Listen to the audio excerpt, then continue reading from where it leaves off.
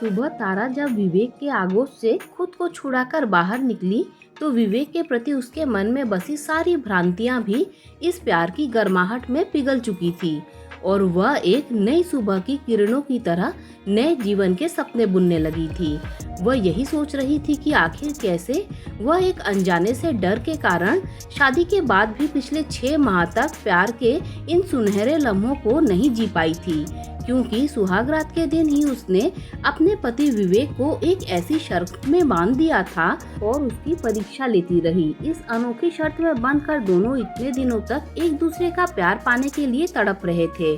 सुबह की ब्यार भी तारा के जहन में उमड़ रही लहरों को जैसे नई गति प्रदान कर रही थी और तारा की नैसर्गिक खूबसूरती में आज अजीब सी रौनक बढ़ गई थी, जो पिछले 6 महीने में पहली बार दिखाई दी।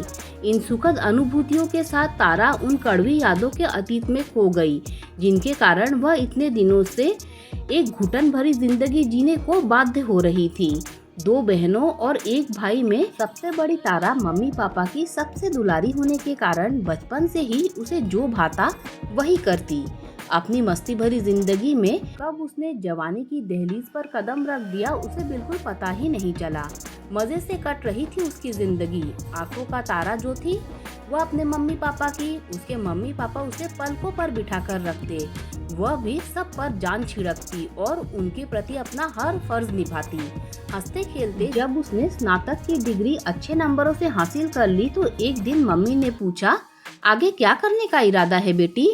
कुछ नहीं, बस यूं ही मस्ती करूंगी। मस्ती की बच्ची, मैं सोच रही हूँ तेरी शादी कर दूं। नहीं मम्मी, अभी नहीं। क्यों अभी से मुझे अपने से दूर करने पर तुली हो? रुआसी सी सूरत बनाकर वह अपनी मम्मी की गोद में समा गई। तो फिर कर लो कोई नौकरी, नहीं तो पापा तुम्हारी शादी कर देंगे। उसके बालों को सहलाते हुए मम्मी बोली। नौकरी? Okay done. मम्मी, मैं आज से ही नौकरी की तैयारी करना शुरू कर देती हूँ। डिग्री में अच्छे अंक तो है ही, थोड़ी तैयारी करने पर नौकरी मिल ही जाएगी, उसने चहक कर कहा। तो फिर ठीक है, अगर 6 महीने में नौकरी नहीं मिली तो मैं तुम्हारे पापा को मना नहीं कर पाऊंगी, मम्मी ने उसके गालों को थपथपाते हुए कहा और अपने कमरे में चली गई। मम्मी के जाते ही तारा सोच में पड़ गई कि अब इस समस्या से कैसे निपटे। अखबार में तो कई रिक्तियां प्रकाशित होती हैं, क्यों ना किसी अच्छी नौकरी के लिए आवेदन कर दिया जाए। यही सोचकर उसने अखबार उठाया तो उसकी नज़र रिक्तियां कॉलम में एक विज्ञापन पर पढ़ी। जरूरत है राज्य सरकार में परियोजना सहायक की। आवेदन को स्नातक होना अनिवार्य है और प्रथम श्रेणी में उत्तीर्ण होना चाहिए। यह देखते ही उसका चेहरा खिल गया, क्योंकि उसने स्नातक की परीक्षा प्रथम श्रेणी में पास की थी, इसीलिए उसने फौरन आवेदन कर दिया। कुछ ही दिनों में साक्षात्कार का बुलावा आया और वह पापा के साथ साक्षात्कार देने पहुंच गई। साक्षात्कार अच्छा हुआ और उसे उसके लखनऊ से दूर कानपुर में नौकरी की पेशकश की गई, तो उसने फौरन स्वीकार कर लिया कि चलो कम से कम 1-2 साल शादी के झंझट से मुक्ति मिली। थोड़े ही दिनों में उसे नियुक्ति पत्र मिल गया और तमाम औपचारिकताएं पूरी करने के बाद उसने नौकरी ज्वाइन कर ली। अब शुरू हुआ एक ऐसा सिलसिला जिसमें सोमवार से शनिवार तक तो नौकरी में निकल जाते, फिर आती एक दिन छुट्टी। इसीलिए शनिवार आते ही तारा सारा काम जल्दी निपटा कर दोपहर को ट्रेन पकड़कर शाम तक लखनऊ हाजिर हो जाती। फिर सोमवार की सुबह इंटरसिटी से कानपुर पहुंचकर सीधे ऑफिस। यही अब तारा का साप्ताहिक दिनचर्या बन गई थी। तारा अब अपने परिवार के साथ समय बिताना चाहती थी, पर व्यस्तता के कारण वह ऐसा नहीं कर पा रही थी। इस तरह उसके जीवन में एक अजीब सा एकाकीपन या यूं कहे कि एक खालीपन सा आ गया था, जिसे वह चाहकर भी नहीं भर पा रही थी। दिखने में सुंदर व स्मार्ट होने के कारण ऑफिस में वह सबकी नजरों में चढ़ी रहती। एक दिन उसके एक वरिष्ठ सहयोगी रमेश जी ने कहा कि बेटी, ऑफिस वाले तुम्हारे बारे में तरह तरह की गॉसिप करते हैं। अकेली लड़की के बारे में अक्सर ऐसी बातें होती रहती हैं। यदि तुम्हारी शादी हुई होती तो शायद लोग तुम्हारे बारे में ऐसी बातें न करते। तुम्हारी उम्र भी शादी की हो चुकी है। यदि हो सके तो जल्दी से शादी करके सबका मुंह बंद कर दो। रमेश जी की बात सुनकर वह दंग रह गई कि सामने मीठी मीठी बात करने वाले उसके सहयोगी उसके बारे में कैसे गंदे ख्याल रखते हैं। पर वह नहीं चाहती थी कि अभी शादी के बंधन में बंधे, क्योंकि इसी से बचने के लिए ही तो उसने इतनी कष्टपूर्ण जिंदगी जी रही थी। पर आखिर होनी को कौन टाल सकता है। समय ने करवट बदली और घर में भी शादी की चर्चा ने जोर पकड़ लिया। आखिरकार पापा ने लखनऊ में ही एक सरकारी अधिकारी विवेक से उसकी शादी तय कर दी और उससे कहा कि वह चाहे तो उससे मिलकर अपनी पसंद नापसंद बता दे। बुरी फंसी बेचारी। आखिरकार उसे हाँ करनी पड़ी और शादी की तारीख तय हो गई। मिलने मिलाने के सिलसिले के बाद जब शादी का दिन नजदीक आया तो एक माह की छुट्टी लेकर वह अपने घर आ गई और शादी की तैयारियों में लग गई। घर में खुशी का माहौल था। घर की पहली शादी जो थी। भाई रोहन और बहन बबली तो हमेशा दौड़ते भागते व्यस्त नजर आते थे। घर में जीजाजी आने वाले थे, इसीलिए दोनों बहुत खुश थे। एक दिन तारा के मोबाइल पर विवेक का फोन आया। फोन उठाते ही विवेक की आवाज आई, जल्दी से तैयार हो जाओ तारा, तुम्हारे लिए साड़ियाँ और गहने खरीदने बाजार चलना है। तारा को एक झटका सा लगा, क्योंकि एक तो विवेक ने शादी तय होने के बाद से एक भी बार फोन नहीं किया और आज पहली बार फोन भी किया, वह भी ऐसे जैसे वह उसकी होने वाली पत्नी नहीं बल्कि आया हो और कपड़े व गहने खरीद कर वह उस पर कोई उपकार कर रहा हो। उसे गुस्सा तो बहुत आया, परंतु उसने कुछ कहने के बजाय बस इतना कहा कि ठीक है, मैं आधे घंटे में तैयार हो जाती हूँ। ठीक है, तुम तैयार होकर सहारागंज पहुँचो, मैं 1 घंटे में तुम्हें वहीं मिलूंगा। यह कहकर विवेक ने फोन काट दिया। जिस रुखेपन से विवेक ने फोन पर उससे बात की थी उसे बिल्कुल अच्छा नहीं लगा था। वह कुछ कहने के बजाय जल्दी से तैयार हुई और ऑटो पकड़कर सहारागंज पहुंच गई। विवेक उसे वहीं मिल गया। अकेले में पहली मुलाकात, ना कोई औपचारिकता और ना ही कोई प्यार भरी बात। विवेक ने यह भी नहीं कहा कि चलो पिज्जा हट में चलकर पिज्जा खाते हैं और थोड़ा घूमते हैं। बस उसने कहा कि चलो, और दोनों हजरतगंज में खरीदारी करने निकल गए। अपने दोस्तों से शादी के पूर्व मुलाकातों के कई रोमांटिक किस्से तारा ने सुन रखे थे, पर उसे विवेक के इस व्यवहार से झटका लगा। उसे विवेक से ऐसी उम्मीद बिल्कुल भी नहीं थी। खरीदारी के दौरान भी विवेक तारा पर अपनी पसंद लादता रहा और उसने वही खरीदा जो उसे पसंद था। तारा चाहकर भी कुछ नहीं बोल पाई, बस वह विवेक के साथ घूमती रही। खरीदारी के बाद वह बेरुखे मन से उसे ऑटो पर बैठाकर चला गया। ना कोई औपचारिकता, ना कोई प्यार की बात। तारा को लगा कि विवेक सचमुच रोमांटिक व्यक्ति नहीं है और उसे उसकी पसंद नापसंद का बिल्कुल भी ख्याल नहीं है। यह सोचते हुए उसके मन में विवेक के प्रति कड़वाहट भर गई। उसने सोचा कि जब विवेक ऐसा है तो उसके परिवार वाले कैसे होंगे और वह उनके साथ कैसे सामंजस्य बिठा पाएगी। पर अब वह कर भी क्या सकती थी। शादी बिल्कुल करीब थी और घर में कोई हंगामा खड़ा नहीं करना चाहती थी। शादी धूमधाम से संपन्न हुई। मम्मी पापा ने बड़े अरमान से अपनी सारी जमा पूंजी इस शादी में लगा दी ताकि वर पक्ष को कोई शिकायत ना हो। विदाई के वक्त सारा परिवार गाड़ी की आंखों से ओझल होने तक खूब रोया और वह भरे मन से ससुराल पहुंच गई। उसकी सोच के विपरीत उसके ससुराल वालों ने पलके बिछाकर उसका स्वागत किया और फिर शुरू हुई शादी के बाद की रस्म अदायगी। शादी के पूर्व विवेक से मुलाकात ऐसी कड़वी यादें छोड़ गई थी कि जिससे पार पाना तारा के लिए मुश्किल था। वह दिन भर यही सोचती रही कि पहली मुलाकात से जो प्यार की मिठास भूलनी चाहिए थी उसने कड़वाहट का रूप ले लिया और करीब आने के बजाय दोनों दिलों की दूरियां बढ़ गई थी। बार बार उसके दिल में यही ख्याल आ रहा था कि जो व्यक्ति उसके आत्मसम्मान का ख्याल नहीं रख सकता उसके साथ वह पूरी जिंदगी कैसे बिता पाएगी। इसी बीच सारी रस्म अदायगी पूरी होते होते काफी रात हो गई और सभी रिश्तेदार चले गए। अब विवेक की भाभी ने तारा को छेड़ते हुए सुहागरात के लिए उसे उसके कमरे में पहुंचा दिया और अपने कमरे में चली गई। अंदर ही अंदर बेचैन तारा इस उधेड़-बुन में थी कि आखिर वह ऐसे शख्स जिसके मन में उसके प्रति जरा सी भी प्यार नहीं है, कैसे वह अपना सर्वस्व सौंप दे। हिंदू परंपरा में शादी के बाद उसके शरीर पर तो अब विवेक का हक था और वह उसे कैसे रोक सकती है। यह सोचते ही उसका चेहरा पीला पड़ने लगा। इधर विवेक के कुछ दोस्त उसे घेर कर पहली रात को ही चिड़िया मार लेने की हिदायतें और नुस्खे बता रहे थे और विवेक भी सुहाग रात के सपने बुनता हुआ रोमांचित हो रहा था।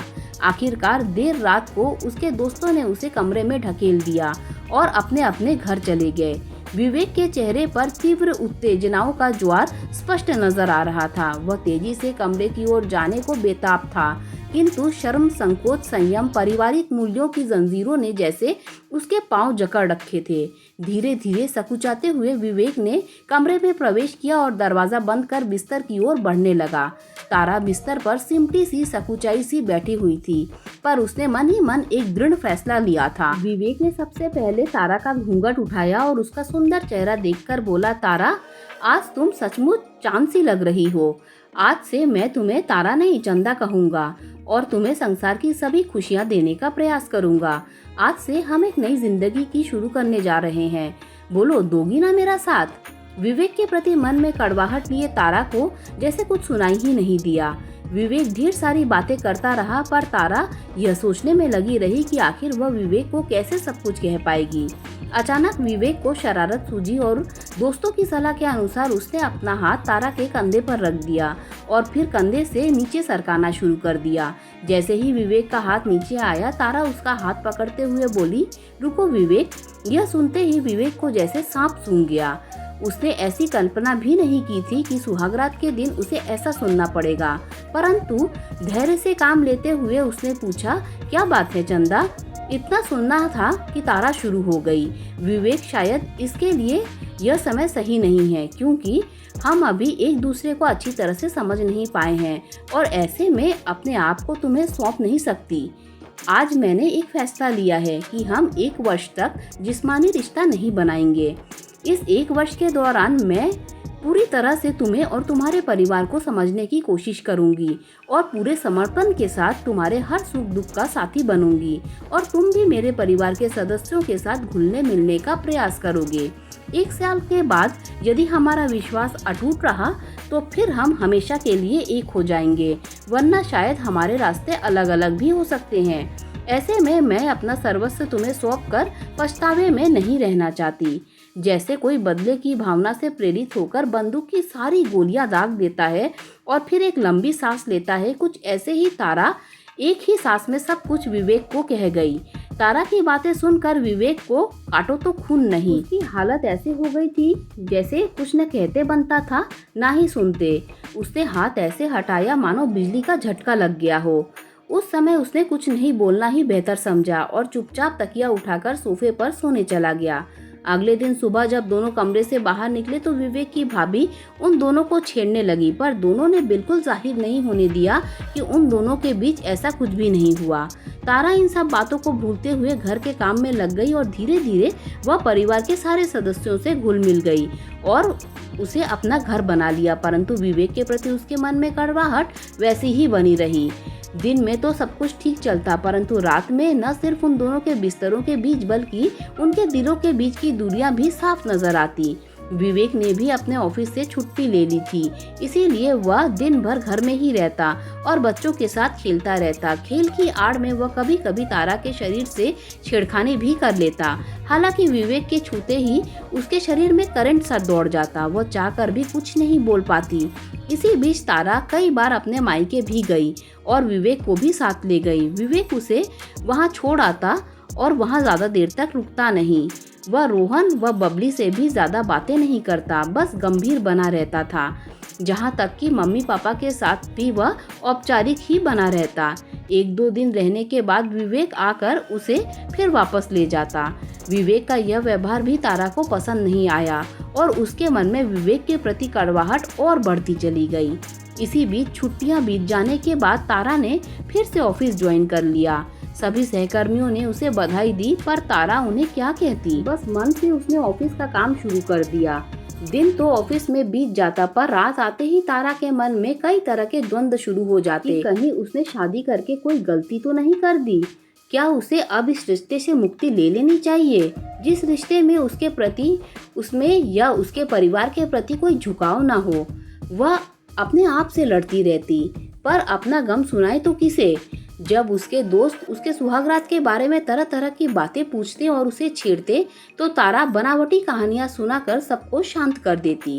इस दौरान अक्सर विवेक से फोन पर बातें भी होती, पर रिश्तों की करवाहट इन बातों में साफ नजर आती। इस बीच वह कई बार लखनऊ भी आई और अपने घर जाने के बजाय सीधे ससुराल गई और ससुराल वालों को कभी इसका एहसास नहीं होने दिया कि उसके और विवेक के बीच में कुछ अच्छा नहीं चल रहा। वह पूरे समर्पण के साथ अपने सास ससुर की सेवा करती और बच्चों के साथ खेलती। घर के सारे लोग उसके व्यवहार से काफी प्रसन्न थे, पर रात को विवेक के कमरे में आते ही कमरे में शांति छा जाती। विवेक ने भी कभी उसे छूने या उसके बिस्तर पर साथ सोने के लिए जबरदस्ती नहीं की।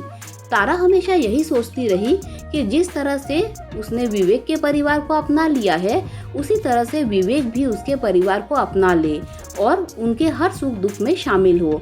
यही सोचकर उसने विवेक की पसंद नापसंद का पता लगाकर उसके अनुरूप खुद को ढालना शुरू कर दिया। जब उसे यह पता चला कि विवेक को डांस और म्यूजिक का बहुत पसंद है, तो वह ऑफिस के बाद एक डांस एवं म्यूजिक क्लास ज्वाइन कर ली, ताकि वह किसी मौके पर उसे सरप्राइज दे सके। और जल्दी ही वह मौका आ गया। विवेक के चाचा के लड़के की शादी में वह गई और उसने बच्चों के साथ मिलकर खूब डांस व मस्ती की। विवेक को यह सब काफी अच्छा लगा, पर वह हमेशा यही सोचता था कि आखिर तारा ने उसके साथ ऐसा क्यों किया। विवेक का जन्मदिन भी करीब आ रहा था। तारा उसके लिए एक सरप्राइज की योजना बना चुकी थी, ताकि वह विवेक को सरप्राइज दे सके। अपनी योजना के अनुसार जन्मदिन के दिन उसने पहले से ही घर के सारे सदस्यों को लखनऊ के एक रेस्टोरेंट में भेज दिया था। विवेक यही सोच रहा था कि तारा ने आज उसे जन्मदिन की बधाई तक नहीं दी।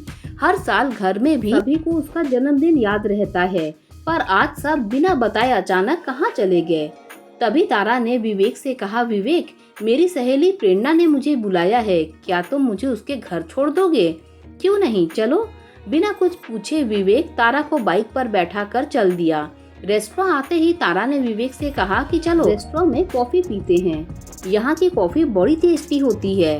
जब विवेक और तारा कॉफी का ऑर्डर देकर इंतजार कर रहे थे, तभी पीछे से सारे बच्चों ने शोर मचाते हुए विवेक को घेर लिया और जोर जोर से चिल्लाने लगे, हैप्पी बर्थडे टू यू विवेक चाचा।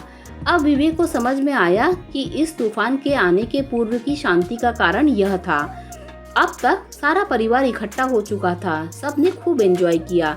विवेक काफी खुश था। इस घटना से उसके मन में तारा के प्रति प्रेम और बढ़ गया, पर वह यह सोचने लगा कि वह कैसे तारा को खुश करे ताकि उसके मन का द्वेष मिटे और दोनों एक खुशहाल जीवन जी सके। इस तरह शादी के 6 महीने बीत गए, पर तारा अब तक उसके करीब नहीं आई। तारा का जन्मदिन करीब था। विवेक ने सोचा कि वह तारा के जन्मदिन पर कानपुर जाकर उसके जन्मदिन को धूमधाम से मनाएगा। यही सोचकर वह बिन बताए जन्मदिन के दिन सुबह ही तारा के घर पहुंच गया और उसे जन्मदिन की शुभकामनाएं दी और बोला, आज छुट्टी ले लो तारा, हम लोग कहीं घूमने चलते हैं। जवाब में तारा ने कहा, नहीं विवेक, ऑफिस में काफी काम है और मैं पहले से बताकर नहीं आई हूँ, इसीलिए ऑफिस तो जाना ही पड़ेगा, पर मैं कोशिश करूंगी कि दोपहर तक सारा काम निपटा कर आधे दिन की छुट्टी ले लूं। अचानक विवेक के कानपुर आ जाने से तारा अचंभित थी और ऑफिस में यही सोचती रही कि कहीं यह विवेक की कोई चाल तो नहीं, क्योंकि वह तो यहाँ अकेले रहती है, इसीलिए शायद वह इसका फायदा उठाना चाहता हो। फिर भी अपने वादे के अनुसार वह दोपहर को छुट्टी लेकर घर आ गई और तैयार होकर विवेक के साथ निकल गई। विवेक ने दिन भर घूमने व शाम को डिनर करने के बाद लखनऊ लौटने के बारे में कहा, तो तारा ने फौरन हाँ कर दी और खुश होते हुए मन ही मन कहा, चलो अच्छा हुआ, आज तो बच गई मैं। थोड़े ही दिनों में सर्दियाँ शुरू हो गई और रात को स्कूटी चलाने के कारण तारा को ठंड लगने से वायरल फीवर हो गया। जब उसने विवेक को इस बारे में बताया तो वह फौरन कानपुर पहुंचकर तारा को बड़े प्यार से घर ले आया और तुरंत डॉक्टर के पास ले गया। उसके चेहरे की घबराहट तारा साफ साफ पढ़ सकती थी। उसे यह एहसास हुआ कि विवेक को उसकी चिंता है। उसने अपने दफ्तर से छुट्टी ले ली और दिन भर तारा के पास ही बैठा रहता और रात को जब सब चले जाते तो वह सोफे पर जाकर सो जाता। विवेक की प्यार भरी देखभाल से तारा जल्दी ठीक हो गई और कानपुर जाने के लिए तैयार हो गई। तो विवेक ने कहा, अभी नहीं, तुम बहुत कमजोर हो गई हो, इसीलिए थोड़े दिन आराम कर लो, फिर चली जाना। इस प्यार भरे अनुरोध को वह टाल नहीं सकी। अगले ही दिन विवेक उसे मम्मी पापा से मिलाने ले गया। इस दौरान तारा ने महसूस किया कि विवेक बबली और रोहन के साथ काफी घुल मिल सा गया है और उसके साथ काफी हंसी मजाक कर रहा है। दूसरी ओर इस बार मम्मी पापा के साथ भी उसका व्यवहार प्रेम भरा था। तारा विवेक के चेहरे पर यह परिवर्तन साफ देख पा रही थी। परंतु उसने सोचा कि अभी तो सिर्फ 6 माह ही बीते हैं, अभी तो वह पूरे 6 माह विवेक को परखेगी, तभी उसे सच्चे मन से अपनाएगी। 2 दिन वहाँ रुकने के बाद विवेक रात को तारा को लेकर अपने घर लौट आया। कड़ाके की सर्दी में बाइक चलाने के कारण विवेक को सर्दी लग गई, पर उसने तारा को कुछ भी नहीं बताया और सोफे पर सोने चला गया।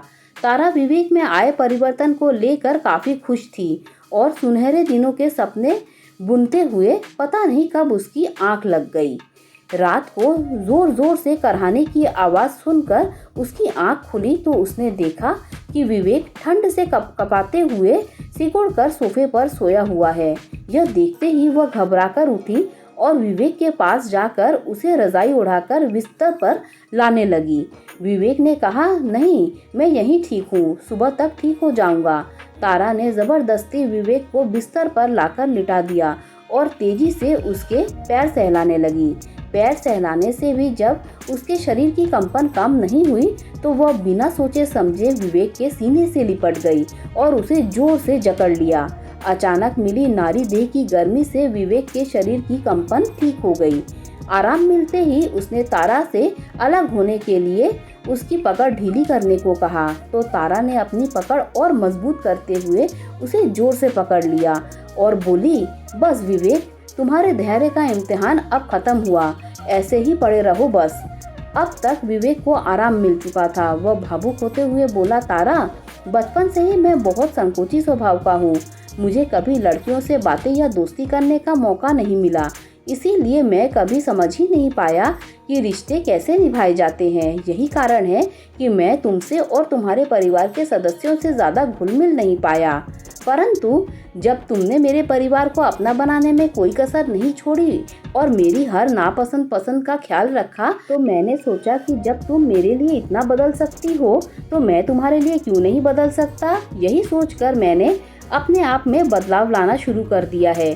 बचपन से मैंने सदैव ही आगे रहते हुए सभी कार्य किए थे और आगे रहने की इसी होड़ के चलते मुझे किसी की भावनाओं को समझने का मौका ही नहीं मिला और इसीलिए तुम्हारे जज्बातों को न समझने की भूल कर बैठा।